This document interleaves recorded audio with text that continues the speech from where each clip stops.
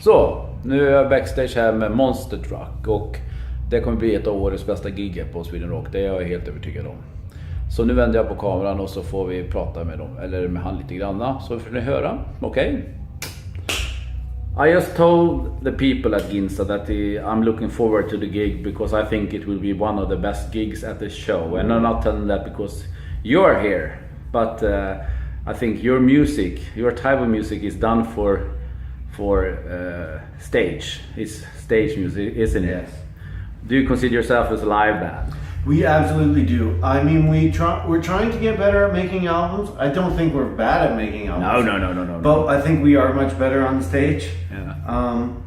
But yes, with every new album, we're getting better in the studio. We're learning how to make our songs sound good for albums and records, and yeah, it's something we're excited about doing. But we definitely feel we're better on stage. Yes. Are you one of the guys that write songs in the band? Everybody writes a little bit. The riffs mainly come from Jeremy and John. Yeah. And then they will come in different degree of development. Sometimes it's only just one riff. Sometimes it's a couple riffs, a verse. But we always bring it together. We have a studio at home, so we will record the idea, and then we'll take it home at night. And then everyone will listen, and maybe we'll come back the next day and change the arrangement of it. It's a very collaborative process once the riffs come to it, but the riffs always start with them. Because I remember the first album we did, you scrapped the first version, didn't you? Yes, we did. That's a quite hard decision to make, isn't it? Yeah, I mean, but we were very new at making albums then, and we went to Los Angeles and went in a big studio with a producer who had a name, who maybe... Who was it?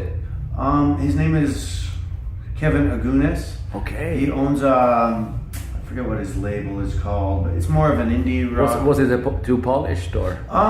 No, it wasn't polished enough. He had a 2-inch machine. It was a 16-track 2-inch tape machine, and we thought we would just go in and, you know, play live off the floor and just finish the record in 2 weeks, and it'd be done, and it'd be great. It'd sound like a raw, old school record. But we realized that we weren't good enough as a band to cut everything in one take, and we were only keeping one take of everything, and if we liked it, we couldn't make another version of the song. We would.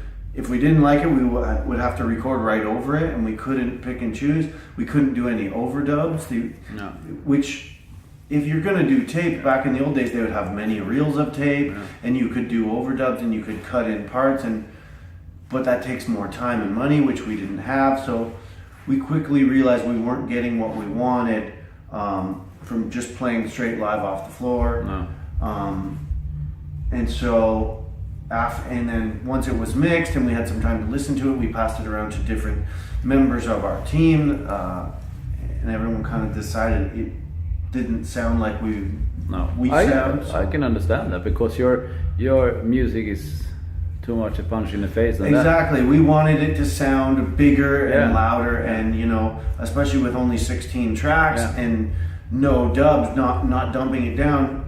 Your drums are only maybe 5 to 8 channels, and then your guitars are only 2 channels, and, you know, nowadays people are made to hear rock albums that have hundreds of tracks, and so we, you know, now on subsequent recordings we would have 25 or 30 different drum tracks, and then again, same with guitars and basses, and that's how modern rock sounds. And if we wanted to sell it in the modern rock market, we felt it needed to sound bigger, and we had to take more of a modern approach to recording. So that's why we had to redo the first one. So for me, your type of music, it's, I shouldn't say unique, but I really love the blend between the old school Jacksonville, Florida sound, like with these Lynyrd Skynyrd people, together combined with this modern rock stuff.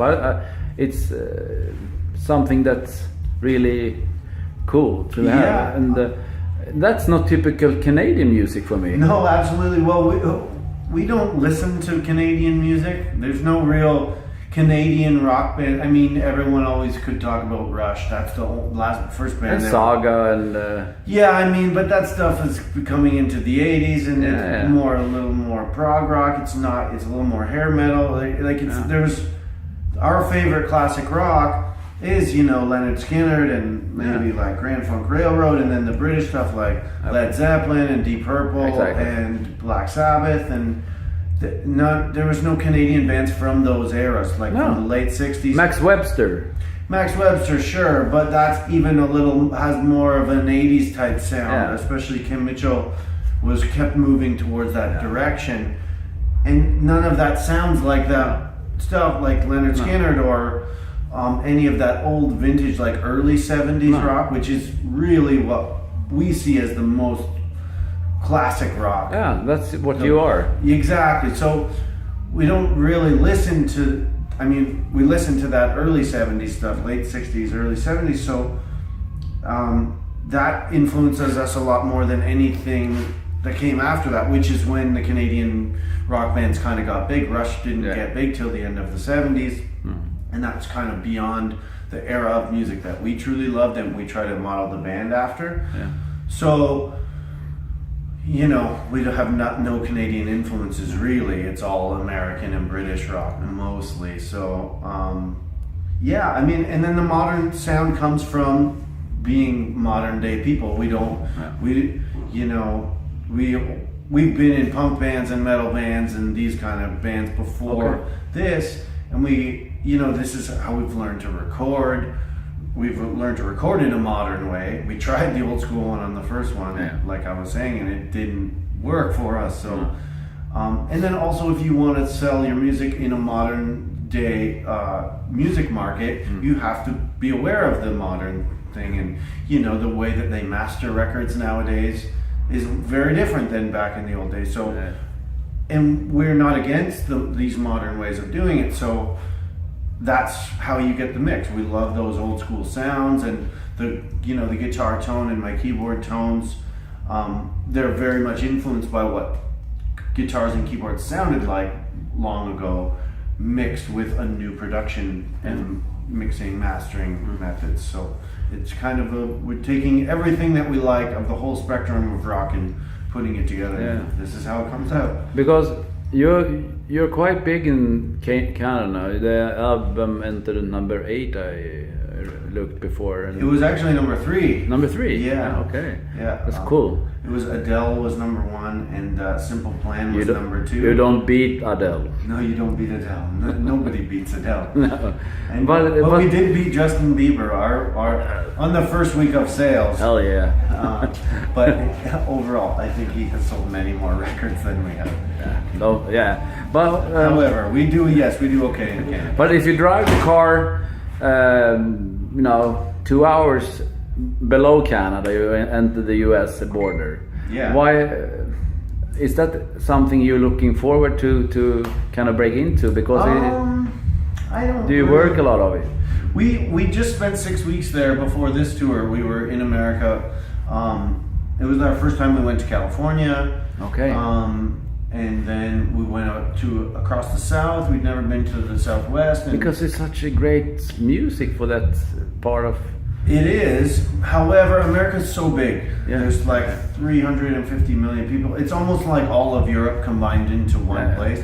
And every part of California is so much different than the South, like Florida and Louisiana and Georgia, and which is also so different from New York and the Northeast, which is different from the Midwest. And then you have the whole Northwest. It's like 53 countries. It's unbelievable. There's so many people. People are different everywhere. They speak differently. Like it's such a huge market to try to put a song on the radio costs so much money, and to try to sell it, to have a record company market and promote it. It's the same as the radio. It costs so much money. So. The bands that succeed in America are the ones who have been working on it for a long time, and we haven't spent as much time there because we started having a little bit more success in the UK and Germany and the rest of Europe. Yeah, I saw that you charted in Germany. That's fine. Cool. Yeah, I mean, and to be honest, we enjoy the European society better than we enjoy American society. Yeah. So we prefer coming here. So whenever we would have an option of a tour to come to Europe or to go to America, we would always choose Europe. And you're going here with Nickelback? Yes, we are in September and October of this year. Is that because you're friends with them? Because it's not really the same type of music, even if it's your cousins. Exactly. We have become friends with them. We did a tour of Australia with them last year. Yeah. We have some same agents as them. Yeah. And that is how they were introduced to us, and they became fans of us during the last album. And we had been working hard to get on tour because we just want to play as big of shows as we can. And, yeah, of course. You know, their shows are really big, and you know, there's 10,000 people every night, and good to play for these people. Exactly. So, and the way that they treat their crew and us and everybody else on tour is almost better than anyone I've ever seen. Nice to hear. It's very comfortable, and there's really nice people. And honestly, the show is really well done. Like it's such a high caliber of sound and lights and just production in general. It's really something we can learn a lot from.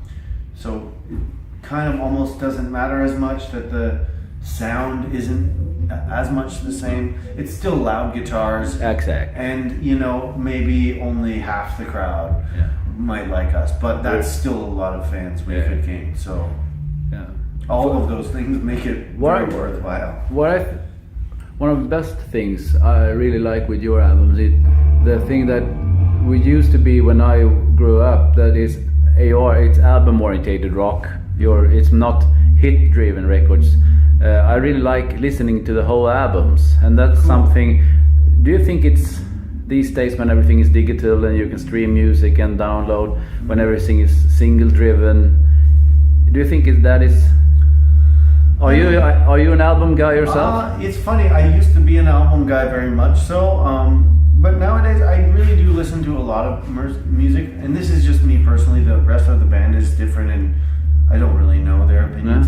But we all do. Our favorite classic albums we still love to listen to the whole album, and that's kind of what we were raised on. Even when we were teenagers getting into punk and metal, you would listen to the whole thing because it was on a tape, and you had to, maybe you would rewind, but we were still of the generation where you would mostly listen to the whole thing. But however, we do try to write singles, and like all the best albums are kind of a mix of singles and album tracks. So, and you know, even I think if we did try to write a whole album worth of singles, they wouldn't all be singles.